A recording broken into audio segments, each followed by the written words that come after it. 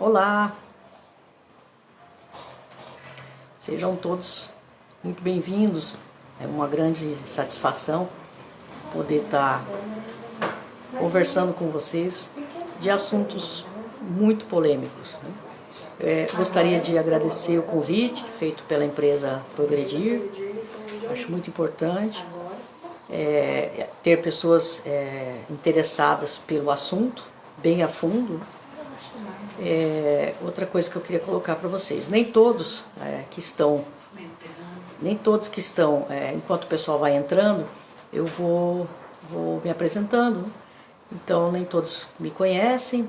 Eu sou a Jaqueline Kuramoto, eu sou enfermeira, fiz uma primeira faculdade, depois fiz Direito, fiz advogado e depois fiz uma especialização em bioética. Sou da primeira turma de bioética da turma de Londrina, cuja a gente terminou o nosso curso com um livro, publicamos o nosso artigo, um artigo que até hoje é referência para mim, que é Bioética em Direitos Humanos, né, e Direitos Humanos.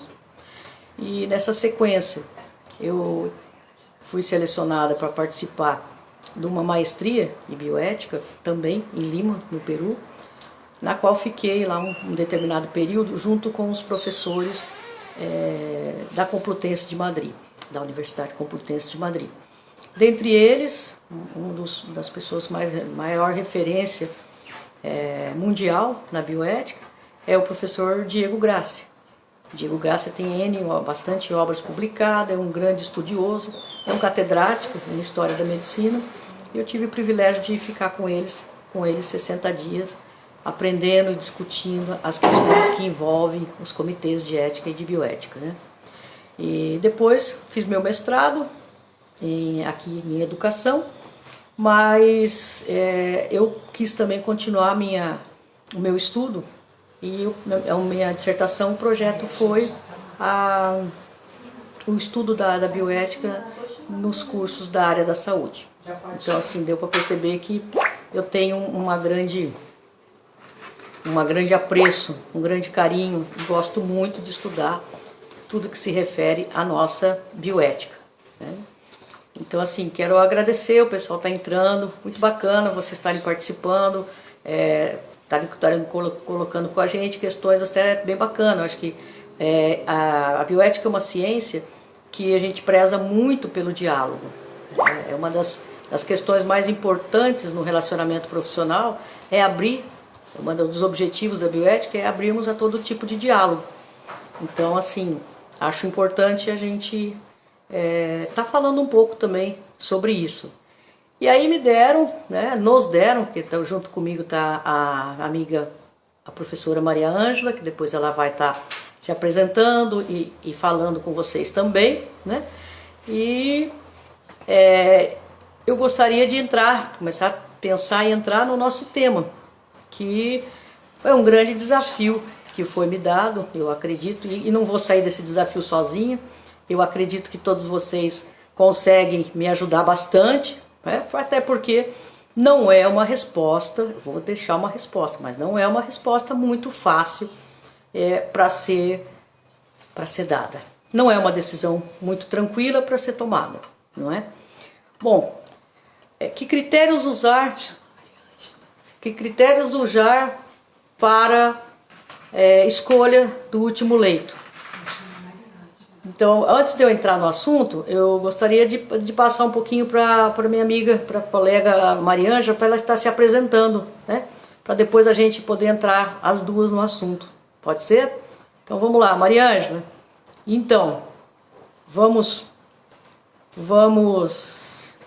Você não gostaria de já estar se apresentando para o pessoal, tá colocando o nosso desafio facinho, que nós vamos tirar tranquilamente, não é? É muito fácil, não é? Quase não tem polêmica falar sobre escolha de último leito. É só escolher, gente. Que dificuldade que tem em escolher? Vai lá. Na minha época de criança, né, até feio falar assim, mas na minha época de criança o pessoal usava assim: unido unité, salamé mingue, um sorvete colorê. O escolhido foi você. E aí caía naquele que caía, era aquele que era o sorteado para poder estar ocupando. Tô brincando, tá, gente? Tô brincando um pouco para a gente descontrair, né? Até porque falar de um assunto tão denso quanto esse fica difícil a gente não descontrair um pouco. Lidar com vida, lidar com morte, não é uma coisa muito tranquila para ninguém, principalmente para os profissionais de saúde, que estão assim nessa comissão de frente, recebendo tudo, muitas vezes sozinhos, gerando muita angústia, e as decisões, nem sempre eles têm oportunidade de estarem tomando decisões compartilhadas, né? Então acredito que a gente precisa mesmo estar trazendo referência aqui, está trazendo referência, e antecipo para vocês, longe de mim trazer uma receita de bolo pronta, nós vamos construir junto. Então vamos agora ouvir um pouquinho. Maria Ângela, você não gostaria de se apresentar para o pessoal, antes da gente entrar propriamente dito no assunto? E aí depois eu começo aí falando alguma coisa sobre, tentando responder, uma pergunta muito fácil, os critérios que se utilizariam para escolher quem vai utilizar o último leito e o último respirador, tá? Então passo a palavra para você agora um pouquinho.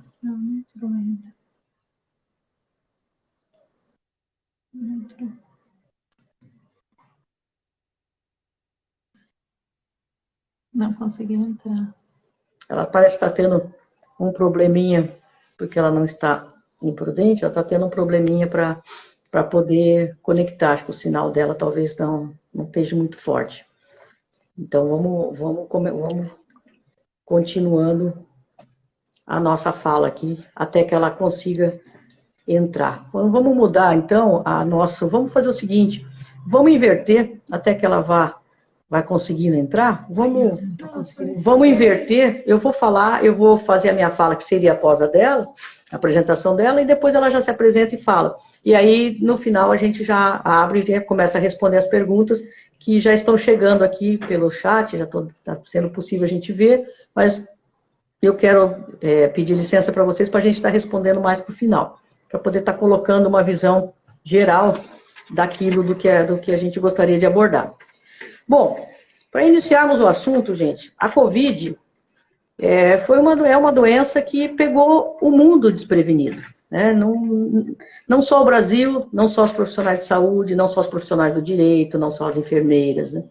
Não só os médicos, mas todos. Da noite para o dia, a China dá uma notícia que o vírus está se espalhando, e aí todo mundo, numa corrida desesperadora para poder salvar aí, preservar a sobrevivência humana, né?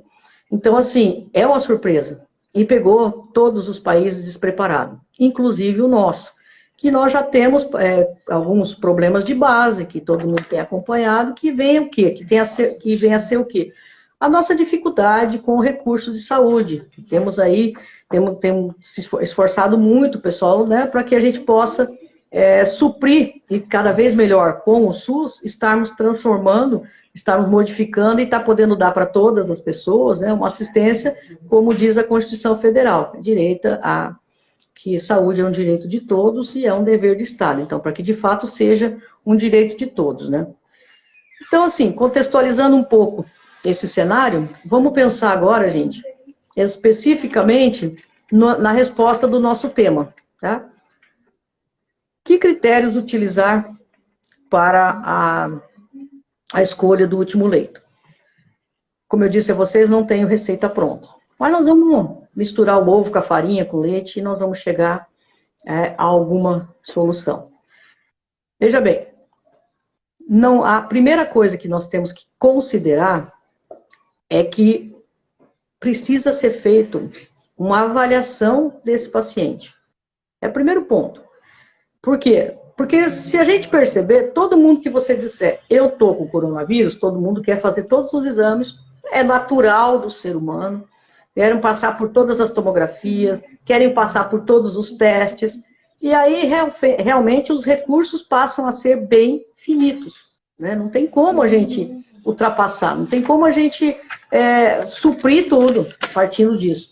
Então precisamos ter alguns critérios, e que no começo o pessoal, assim, logo em seguida começou a se debruçar. Quais critérios? Porque começaram a perceber o crescimento exponencial dessa doença e, logicamente, a forma de estar infectando toda a população. Não tem como, precisávamos, e de fato fizemos, agir com mais rapidez e tivemos um ponto positivo, que foi aprender com as dificuldades dos países que, né, começaram primeiro que nós. Né? Dessa vez o primeiro não tomou água limpa, o primeiro realmente aprendeu muito, aprendeu com a experiência. Então foi passando para a China, Itália, Espanha, Estados Unidos, a dificuldade das pessoas, porque é para todo mundo. A gente imaginar que da noite para o dia você tem que ficar preso dentro de casa, mas por quê? Eu estou andando, estou falando, estou bem, não sei o quê.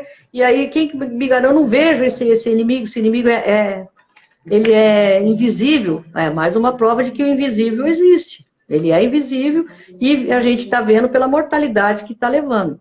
Entretanto, não é uma doença altamente mortal.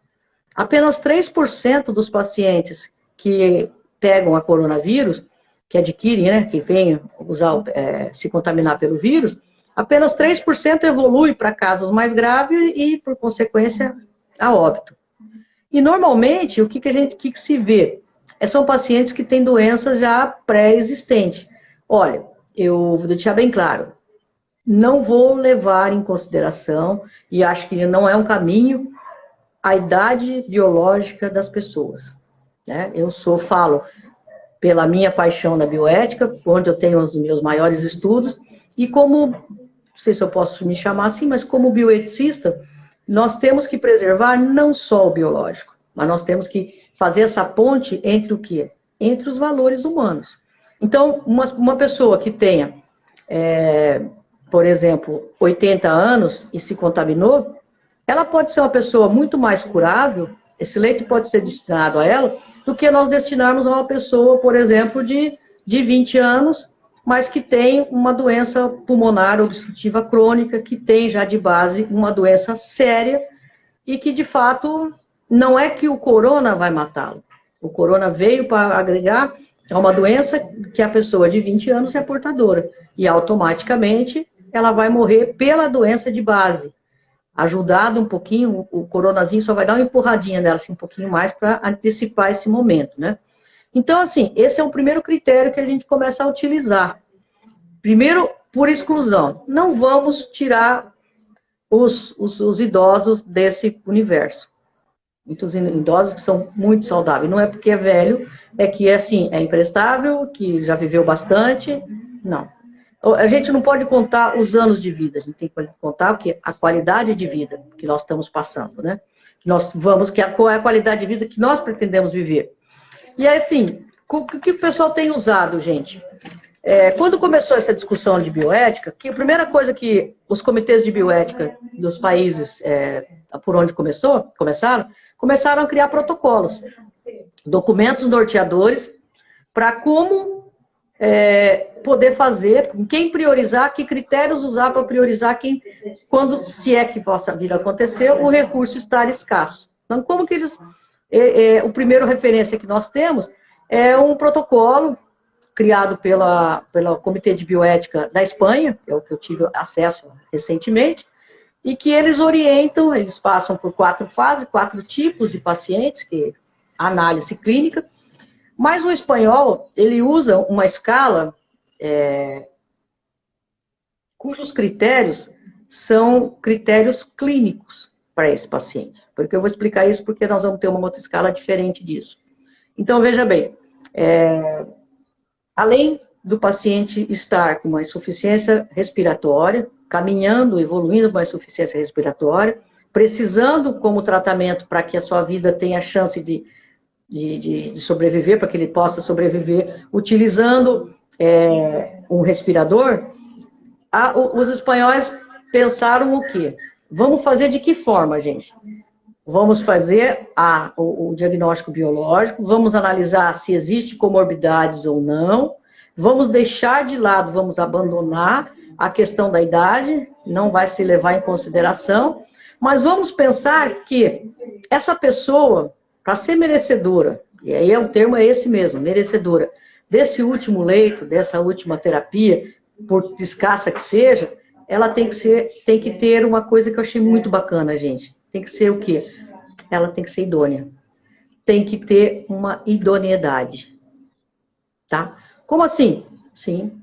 Porque se é uma pessoa que tem uma vida totalmente desregrada, não participa, não tem nenhum tipo de comprometimento com a solidariedade, não consigo mesmo na preservação do seu próprio corpo físico. Essa pessoa, a primeira resposta eu já estou trazendo, essa pessoa não será a primeira a ser atendida. Se tiver entre ela e outra, logicamente, a escolha será por a pessoa que seja idônea. Isso uma referência da Espanha, tá, gente?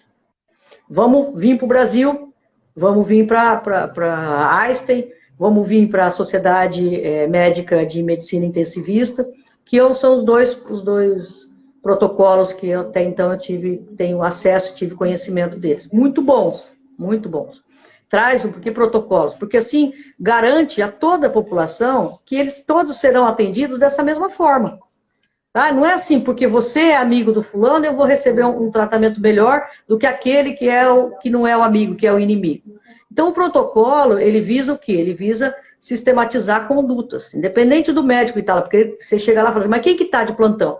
Ah, é fulano de tal. Ah, aquele lá eu conheço, eu vou lá porque ele é meu amigo, ele vai dar um jeito.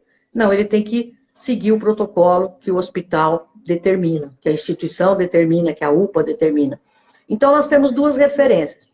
O protocolo da Sociedade de Medicina Intensiva, muito bom, gente, muito interessante. Mas o que difere do protocolo dos espanhóis? Ele não traz, como se diz assim, ele não contempla, não prioriza o aspecto do social. Então, o que ele prioriza? Ele prioriza a parte biológica. Então, esse paciente passa por 2 testes, basicamente, que é muito conhecido do pessoal que já trabalha em UTI, que é chamado o SOFA e é chamado o outro é chamado APACHE. São 2 testes que se é dado notas, é dado números a esses pacientes, né, a essa condição de saúde dele, e ele vai para ajudar o pessoal a tomada de decisão. Então, o SOFA, ele vai ver assim, além do COVID, qual é o comprometimento mais? Como é que está? Ele vai analisar clinicamente cada órgão. Então, como está o cérebro desse paciente, como está o fígado desse paciente, como está o rim desse paciente, como está o pulmão desse paciente, como está... O que mais? O coração desse paciente. E eles vão atribuindo uma nota para que eles possam priorizar aquele leito e aquele respirador. Junto com eles tem a escala também de APACHE, que também atende os mesmos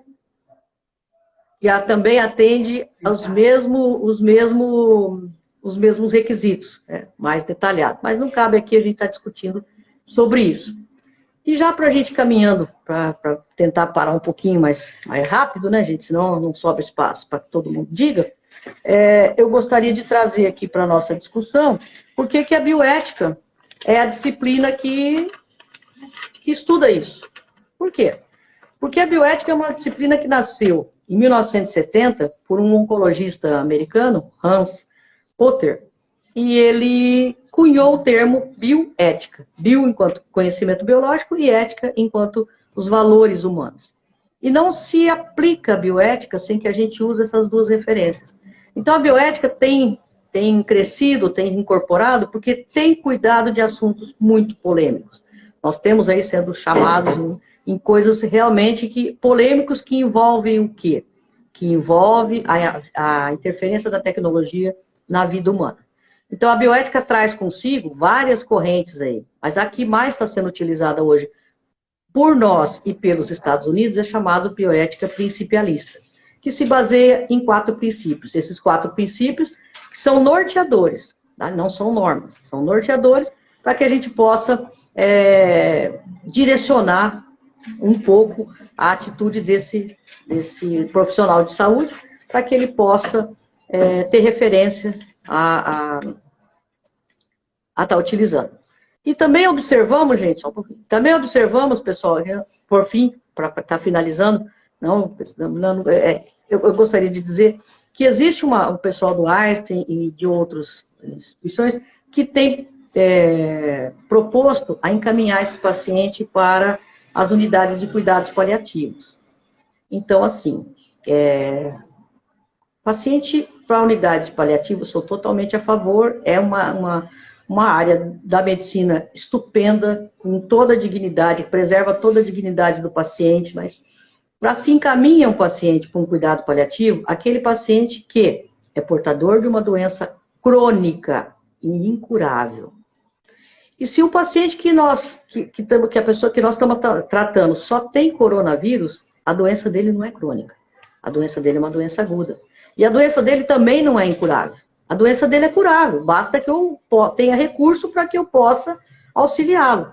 Então, assim, os critérios para enviar o paciente para a unidade de cuidados paliativos, onde eles vão receber todo um conforto, né, no momento final, nesses scores está avaliando o grau de comprometimento, porque com certeza esses outros pacientes têm o quê? Eles têm doenças de base, e doenças de base incuráveis, né? E aí sim encaminhar para os cuidados paliativos, para a equipe de cuidados paliativos, que vai dar todo o amparo para ele, para a família, tentar acolher, explicar, aí sim, aí cabe realmente um trabalho nos cuidados paliativos, tá? Então, Maria, vamos lá? Consegue falar com a gente já? Como é que tá as coisas? Acho que até falei demais, né? Mas vamos lá.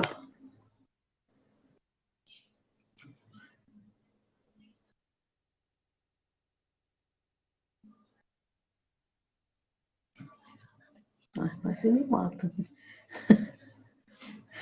Bom, tem algumas perguntas que o pessoal está passando. Será que vamos responder uma? Ah, tá aqui. Tem um seguidor nosso aqui que está perguntando assim, muito bacana. O que significa o termo Sofia, né? Escolha de Sofia. Que está sendo muito usado como um jargão aí no meio médico.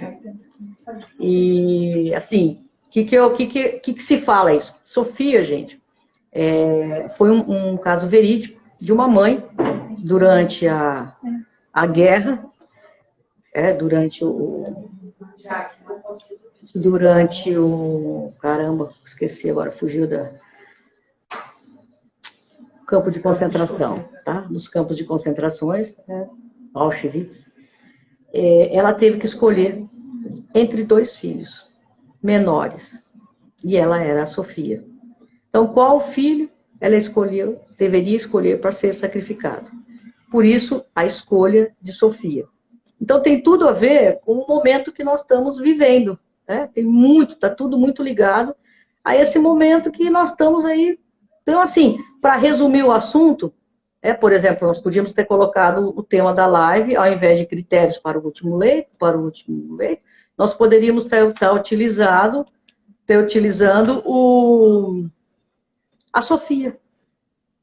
Quem você escolheria como último leito para ocupar? Então, foi uma decisão realmente muito difícil para a mãe, na época, e ficou famosa por ter alguma coisa parecida com o nosso problema, com o nosso dilema hoje vivido, né? Então, Sofia é a escolha da mãe perante esses 2 filhos. Olha, gente, que é muito pior a gente fazer essa escolha entre os 2 filhos do que com os nossos pacientes. E vou dizer uma coisa para vocês, eu costumo até passar muito isso quando eu estou dando aula com os alunos, é que um grande erro que nós cometemos ao tomar decisão é dizer o seguinte: ah, e se fosse com você? Ah, e se... Olha, gente, não é não ser frio, não é ser frio. Mas quando a gente coloca, e se fosse com o filho seu, o que nós estamos fazendo? É muito difícil nós controlarmos o emocional. Mas o que eu falo sempre para os meus alunos? Pessoal, não é com o seu filho. Que bom que não é com o seu filho. porque a gente pode ter a segurança de decidir racionalmente qual é o melhor caminho a ser tomado frente àquela situação. Porque o próprio direito diz isso, sobre violenta emoção, é muito difícil nós conseguirmos ter uma clareza mental, uma razão totalmente pura para se aceitar realmente o que a gente pode fazer sobre aquela pessoa. É muito difícil, né, gente? Então, assim, vamos evitar essas hipóteses, essas suposições de o e se. Vamos partir do fato. Quem está no fato? Fica mais fácil para a gente resolver, tá bom? Já volto, gente, daqui a pouquinho.